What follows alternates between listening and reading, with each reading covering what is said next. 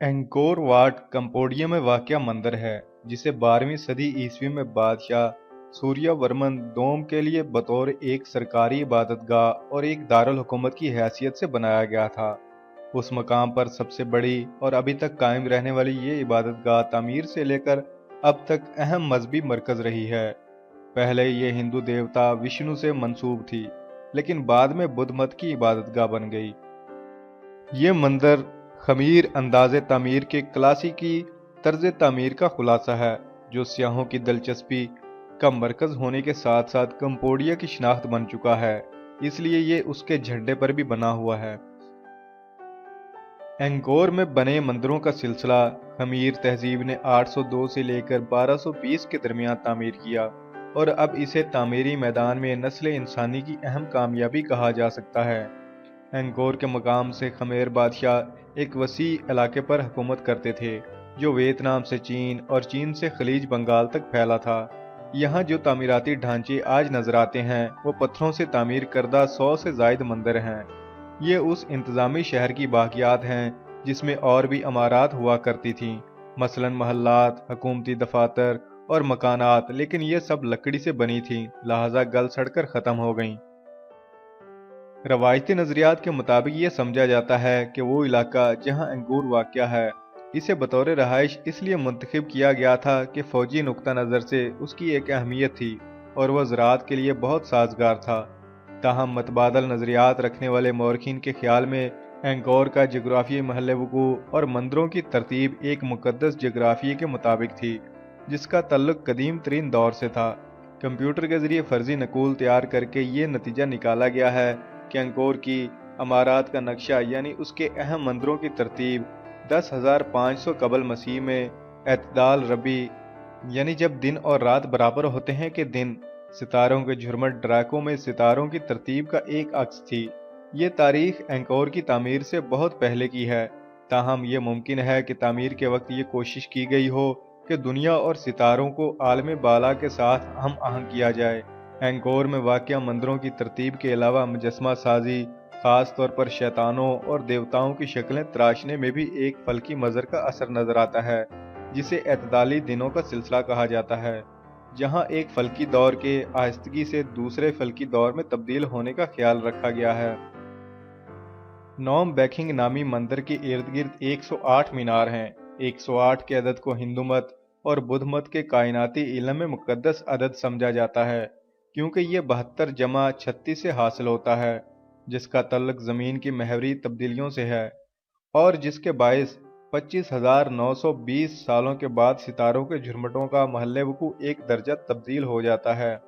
Anchor की अमारात के महल वक़ू से मुतल्लिक एक और पुरस्रार पहलू ये है कि ये अहराम मिस्र के 72 दर्जे तूल बल पे हैं।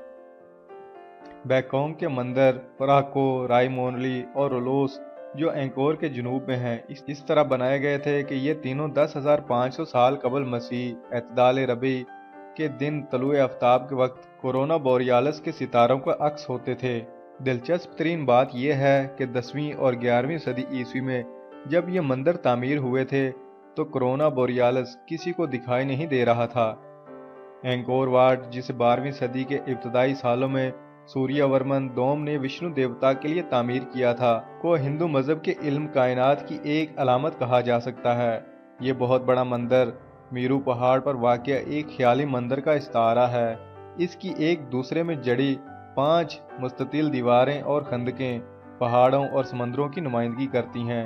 एंकोर के दीगर मंदिरों के बरक्स तापरोहम नामी मंदिर को उसके हाल पर छोड़ दिया गया था, ताकि ये देखा जा सके कि ख़त इस्तवा का जंगल एक यादगार के साथ क्या सलूक करता है, ख़ास तौर पर जब उसकी हिफाजत ना की जाए।